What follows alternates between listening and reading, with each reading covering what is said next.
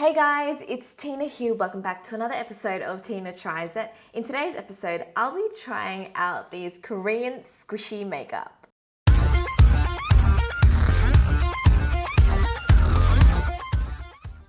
If you haven't already, make sure you click subscribe below to stay updated with future videos. Remember the brand that creates these cool finger pens and these highlighter looking eyebrow markers? Well, I'm trying out another product of theirs. It's from Chosungah 22. These are the Chosungah 22 Bounce Up Pact Foundations. What's really unique about these foundations is the bouncy squishy formula. It's sort of in between a cream and a powder. There's 4 colors to choose from: ivory, porcelain, natural, and sand. In Australia, you can get this on Mecca for $52. The other product I'm testing out are these Dong Gong Min Jello Color Kit eyeshadows. They come in a really cool tin case that kind of reminds me of a pencil case.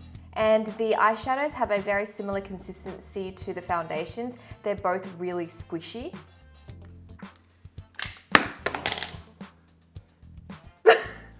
I don't even know how it broke. This is a great start, guys. I literally picked it up to show you and the mirror just broke off. I have no idea how I did that. I'm pretty sure I got it on camera, so I'll do a replay for you.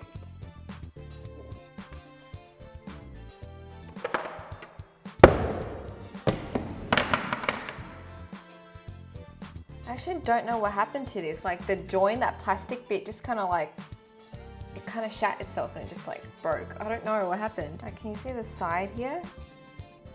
It's just all falling apart. Look, I don't know what happened with this one. I literally just opened it, pressed it so I can show you guys the squishiness, and then it's all falling apart. Look, that part came out. The other one seemed fine. Actually, maybe not. Can you see that right there? There's a crack where the join is for the lid, and I suspect it was the same with the other one, but the other one just kind of gave in. Not a great start to the video, but anyways, let's just test the actual formula out. Never mind that the mirror fell off. So like I mentioned before, the formula is super squishy. For some reason, I find it kind of relaxing. On the packaging, this says the formula softly melts onto the skin and leaves a velvet radiant finish. I'll be using 2 colors today. This is number 2 ivory and the other one is number 4 sand. So these ones both have a yellow undertone, whereas the other 2 have more of a pinky undertone. I'll just apply it to the center of my face and use the other color to almost contour my face with it. So far it looks really powdery. Can you see here how it looks really dry, and it's just kind of really accentuates all that dryness, but actually I don't feel dry there, but it just makes it look really powdery and cakey. I'm gonna try number 4 and see how that looks on my skin. I'm just using this color around the perimeters of my face, just to kind of almost contour, because I feel like that color may be a little bit dark for my skin tone. I am not liking the look of this foundation on my skin. It doesn't really give me a nice radiant velvet finish. It just makes me look really cakey and patchy and dry. This part just really looks gross there, and I don't usually have this problem with other foundations, liquid foundations. I did apply moisturizer and I primed like I mentioned, so I don't know why this is happening. I'm not feeling this foundation whatsoever.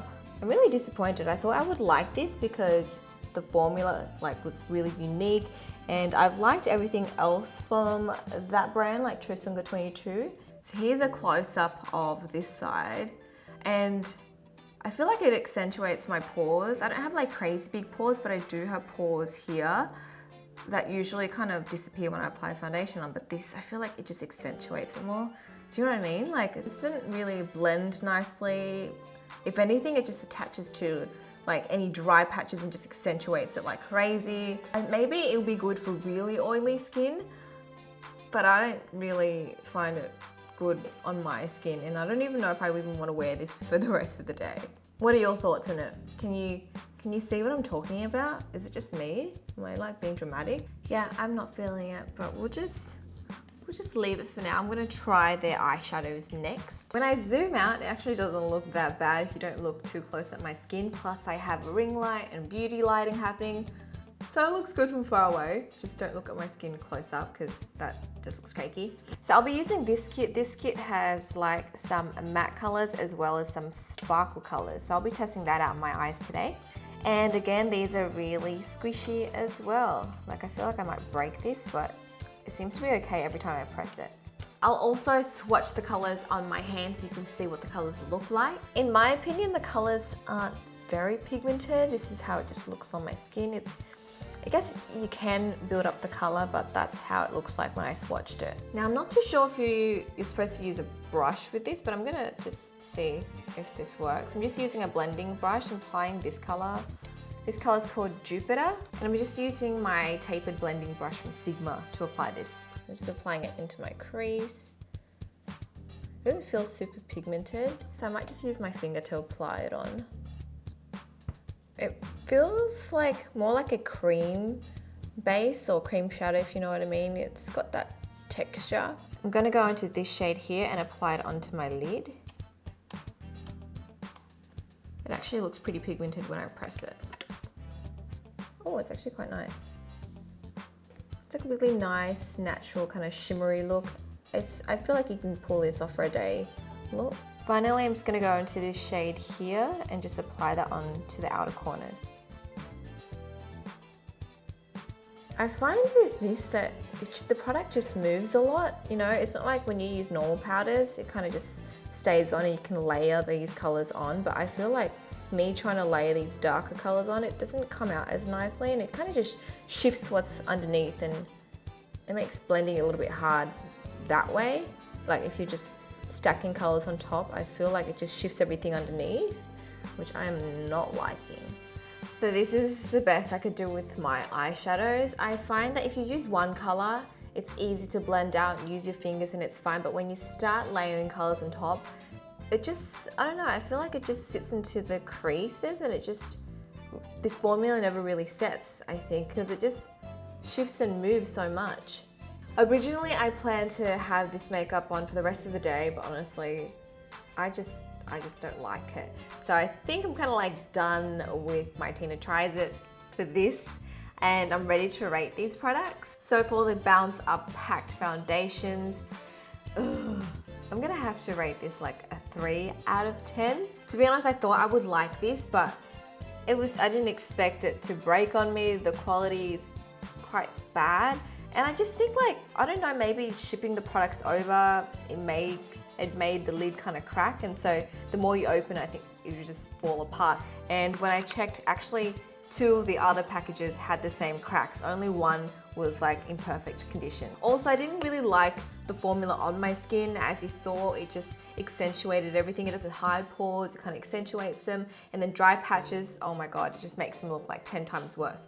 So unless you're really like oily and you actually like powdered products on your skin and it works well for you, then maybe try this out. But for the price of it, I think it's kind of a bit pricey. The only thing I really liked about it was the fact that it was like bouncy and squishy, you know, like the formula was really unique.